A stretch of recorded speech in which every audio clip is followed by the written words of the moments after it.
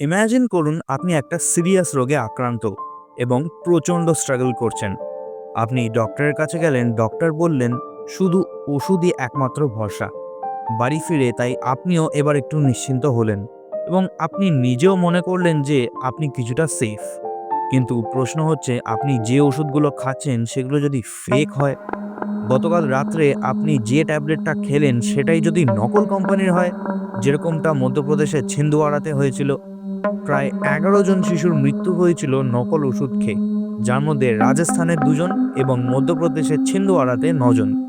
এই শিশুগুলির মৃত্যু কোল্ড্রিফ নামের এক জাল অর্থাৎ নকল কাফ সিরাপ খাওয়ার জন্য হয়েছে।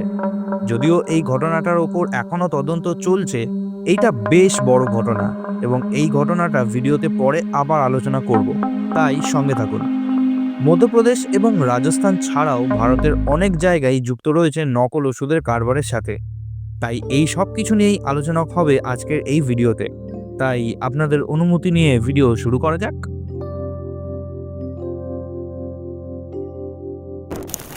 নিম্ন ও মধ্যম আয়ের দেশগুলিতে প্রতি 10টি ওষুধের মধ্যে কমপক্ষে একটি নিম্নমানের অর্থাৎ জাল। এটা আমি বলছি না, এটা ওয়ার্ল্ড হেলথ অর্গানাইজেশন একটি রিপোর্টে পেশ করেছে। এই রিপোর্টে এটাও দেখা গিয়েছে যে প্রত্যেক বছর আনুমানিক 30.5 বিলিয়ন ডলার ব্যয় হয় শুধুমাত্র নিম্নমানের এবং জাল চিকিৎসা পণ্যের জন্য।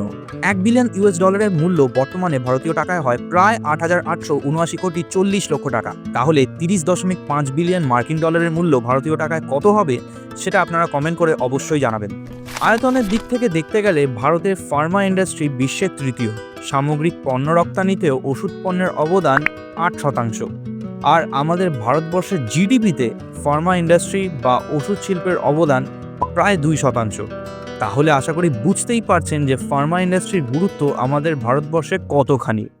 তবে অনেকেই এই গুরুত্বের অপব্যবহার করছে। যেমন কিছু মাস আগেই উত্তরপ্রদেশ পুলিশ এবং রাজ্য খাদ্য নিরাপত্তা ও ওষুধ বিভাগের উদ্যোগে এক বিরাট জাল ওষুধের কারবার ধরা পড়ে এবং এটা অপারেট করা হতো আগ্রা এবং লখনৌ থেকে। আনুমানিক 200 কোটি টাকা জাল ওষুধ পাকড়াও করা হয়েছে এই ব্যবসা থেকে, যেটা চেন্নাই এবং পুদুচেরি থেকে সাপ্লাই করা হতো। ইনভেস্টিগেশনে দেখা গেছে জাল ওষুধ বিক্রির জন্য ফেক বিল আর কিউআর কোডও ইউজ করা হতো। Food safety and drugs authority অফিসিয়ালিভাবে বলেছে যে কোডিন নামক সিরাপটি অল্প বয়সী মানুষদের প্রথম পছন্দ, কারণ এর দাম অত্যন্ত কম। এটা এমন একটা সিরাপ যেটা অত্যাধিক সেবনের ফলে মানুষের নেশা হয়ে যায়। কোডিন সিরাপের বোতল প্রতি কস্টিং থাকতো প্রায় 80 থেকে 100 টাকা, কিন্তু সেগুলি বিক্রি করা হতো প্রায় 500 থেকে 600 টাকায়, যার মধ্যে মেশানো থাকতো মাদকদ্রব্য এবং যেটার ফার্ম আর ভেন্ডারও ছিল ফেক, এবং বিক্রি করা হতো সত্যিকারের অর্থাৎ জেনুইন কোম্পানির নাম ব্যবহার করে। মধ্যপ্রদেশের ছিন্দওয়াড়ার ঘটনাটা যদি বলি, তবে সেখানে যুক্ত ছিল তামিলনাড়ুর কাঞ্চিপুরম শহরের ওষুধ প্রস্তুতকারক কোম্পানি শ্রীশান ফার্মা, যারা এই কোল্ড্রিফ নামক কাফ সিরাপটি বানাতো। এই কাফ সিরাপটিতে ডাইথিলিন গ্লাইকোল নামের এক কেমিক্যাল মেশানো হতো। এই সিরাপে ডাইথিলিন গ্লাইকোলের পরিমাণ ছিল 48.6%, যেখানে এটা ব্যবহারের অনুমোদিত পরিমাণ মাত্র 0.1% বা তারও কম। কি এই ডাইথিলিন গ্লাইকোল?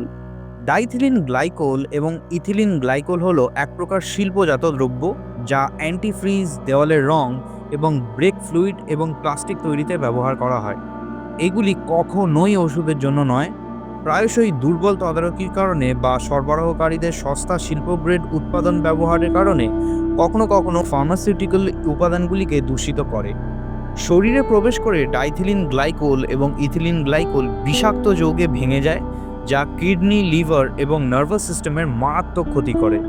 শিশুদের মধ্যে লক্ষণগুলি বমি বমি ভাব, পেটে ব্যথা এবং প্রস্রাব কম হওয়ার সাথে শুরু হয়। গুরুতর ক্ষেত্রে এটি দ্রুত কিডনি ড্যামেজ, খিঁচুনি, এমনকি মৃত্যু পর্যন্ত হতে পারে। তবে এই ইতিমধ্যেই তামিলনাড়ু এবং মধ্যপ্রদেশ সরকার যৌথভাবে এই কোল্ড্রিফ সিরাপটি ব্যান করে দিয়েছে। তবে জাল ওষুধের এই কারবারের হাত থেকে নিস্তার পায়নি মারণ রোগ ক্যান্সারের ওষুধও। 8 জনকে গ্রেফতার করা হয়েছে শুধুমাত্র দিল্লি থেকেই, যারা ক্যান্সার প্রতিরোধের নকল ওষুধের র্যাকেট চালাতো এবং এই ওষুধগুলো ইজিপ্ট, টার্কি এবং অন্যান্য এশিয়ান কান্ট্রিজ থেকে আনানো হতো। প্রায় কোটি টাকা জাল ওষুধ সিজ করে দেওয়া হয়েছে ইতিমধ্যে।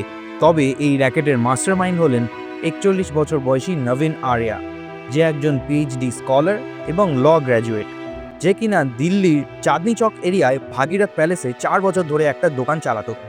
2024 সালের এপ্রিল মাসে পুলিশ আরিয়ার সমেত আরও 3 জনকে গ্রেফতার করেছিল, যাদের মধ্যে একজন ছিল সিরিয়ার বাসিন্দা। ইল্লিগালিভাবে ক্যান্সারের ওষুধ এবং ওজেম্পিক নামের এক ডায়াবেটিসের ওষুধ ইম্পোর্ট এক্সপোর্ট করার জন্য তাদের মূলত গ্রেফতার করা হয়েছিল, কিন্তু তারা 2024 সালেই অগস্ট মাসে বেল পেয়ে যায়। ডিসিপি বিক্রম সিংয়ের এই সূত্রেই বলেন, আরিয়া ছাড়া পাওয়ার পর নিজের সেই কাজ আবার শুরু করে, কিন্তু এইবার সে তার দোকানটাকে ব্যবহার করে না। পরিবর্তে সে আর তার দল B2B প্ল্যাটফর্মের মাধ্যমে কাজ চালাচ্ছে।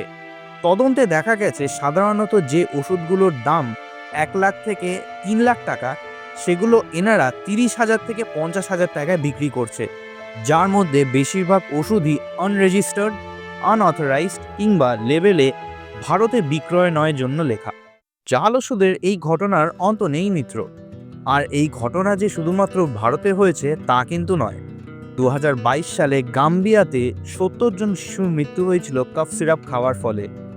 তবে বেশ কিছু উপায় আছে এই জাল ওষুধ চেনার, যেমন ওষুধের নাম, উপাদান এবং প্রস্তুতকারকের বানানে ভুল আছে কিনা তা লেভেলটি পরীক্ষা করে দেখুন।